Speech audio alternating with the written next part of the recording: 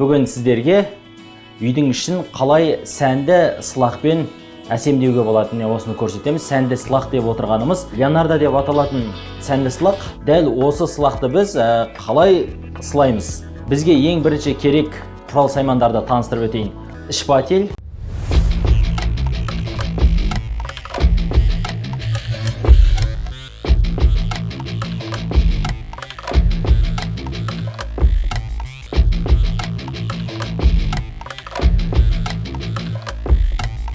бүгін сіздерге үйдің ішін қалай сәнді сылақпен әсемдеуге болады, осыны көрсетеміз. Сәнді сылақ деп отырғанымыз Леонардо деп аталатын сәнді сылақ. Дәл осы сылақты біз қалай сылаймыз? Бізге ең бірінші керек құрал саймандарды таныстырып өтейін.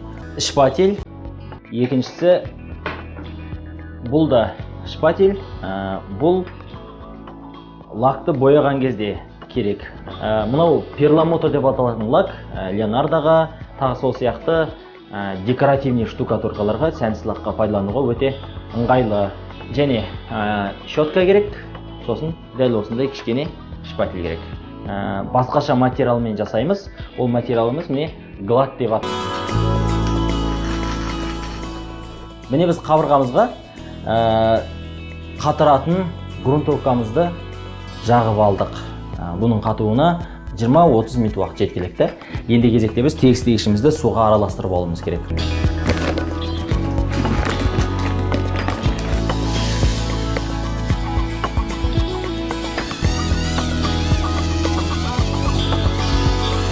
Біздің тегістегіш глатымызды жағамыз. Бисмилля.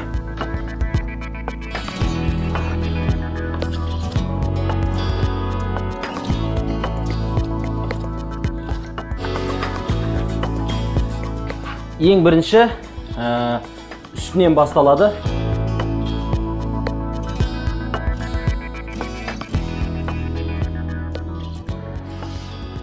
Көрермендер, біз үстіңгі бөлігін жағып болдық.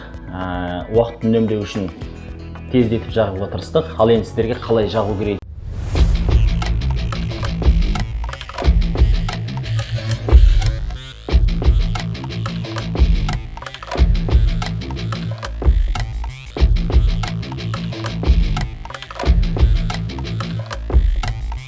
Бүгін сіздерге үйдің ішін қалай сәнді сылақпен әсемдеуге болады, осыны көрсетеміз. Сәнді сылақ деп отырғанымыз Леонардо деп аталатын сәнді сылақ. Дәл осы сылақты біз қалай сылаймыз?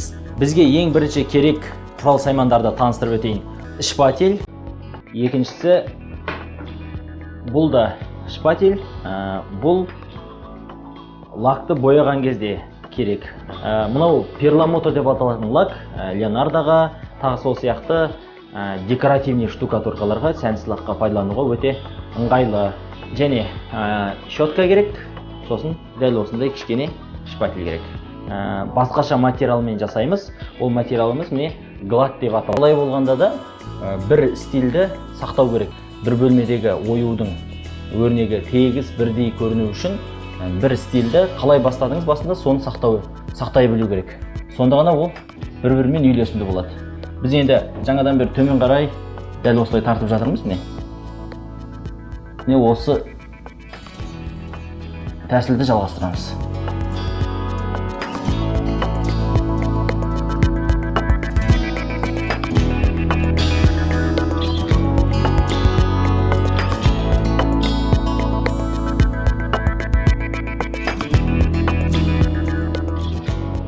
Құрметті көрермендер, міне біз сіздерге осы сәнді сылақтың қалай салынатыны, қалай өрнектелетінін көрсетуге тырыстық.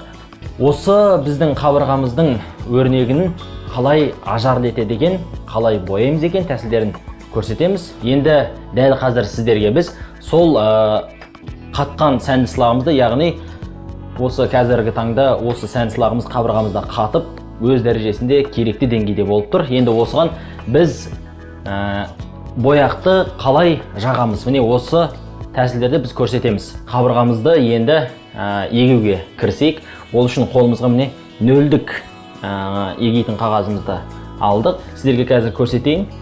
Мысалы, мына жерде міне қарасаңыздар, гидро-будыры көзге ош көрініп тұр. Осы жерде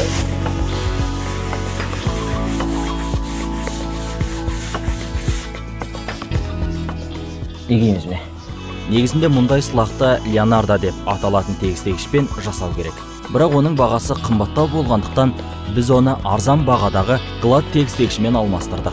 Қабырғамыз тастай берік болмаса да, өрнегі өріліп, көз тартатындай әдемі болып шығады.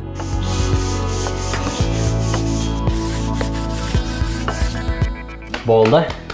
Бетіндегі барлық шаңды спиртмен сыпырып тастаймыз. Егелген қабырғаны шаңнан тазартқаннан кейін түссіз лак жағылады. Түссіз лакты білекшенің көмегімен теп-тегіс етіп бір қайтара жағып шығасыз. Ал лак 1 сағаттың ішінде толықтай кеуіп кетеді. Қабырғамызға жаққан түссіз лагымыз 1 сағаттың ішінде кеуіп үлгерді. Қазірдің өзінде байқасаңыздар міне жылтырап тұр. Енді осы жылтырап тұрған қабырғаға тағы дәл осындай осындай түсті лагымызды жағып шығуымыз керек. Енді бұл жаққан кезде бұның өзінің жұмысы кішкене өзгеше. Бірінші валикпен жағамыз, екінші дәл мынадай шпательмен тартып отырамыз. Оны қазір көресіздер. Шабдалы түсті бояқты щеткамен немесе білекпен жағуға болады. Бастысы өзіңізге ыңғайлы болса болғаны. Құрметті көрермендер, дәл осылай бірінші 1 шаршы метр немесе жарты шаршы метрге жағып, шетінен жасап отыру керек. Лагымыз кеуіп кетпейтін уақыт аралығында дәл осылай валикпен немесе щеткамен жағып алғаннан кейін дәл осындай пластмасс шпательмен обой жабыстыруға да болатын шпатель осымен сырғытып шығамыз.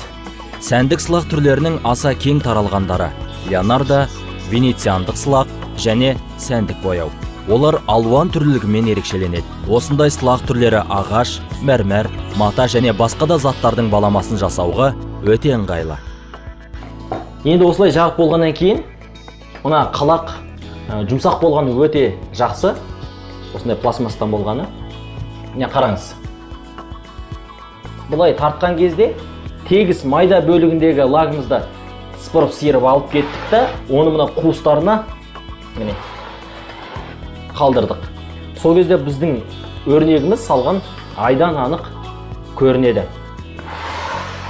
Міне. Көз қорқақ, қол батыр. Сылағымыз да аяқталды. Бұл сылақтың артықшылығы көп. Қабырғаларда сұйық тазалау құралымен, сабынмен немесе жай сумен тазалай беруге болады. Қабырғаның беткі қабаты еш зақымданбайды және бірнеше жылға дейін түсін де формасын да жоғалтпайды. Жасап шыққан сән сылағымыз дәл мынадай өрнектермен өрнектеліп, сәнді болып шықты. Біздің көрсеткен тәсілдерімізді пайдалана отырып, сіздерді үйлеріңізге дәл осын жасасаңыздар, сіздердің де міндетті түрде көңілдеріңізден шығады деген ойдамыз. Біз салған өрнек басқаша да түрлендіріп салуға болады. Барлығы өздеріңіздің еркілеріңізде. Ең бастысы біз көрсеткен тәсілдерді бұлжытпай орындасаңыз болғаны. Олай болса, келесі бағдарламада жүздескенше аман сау болыңыздар.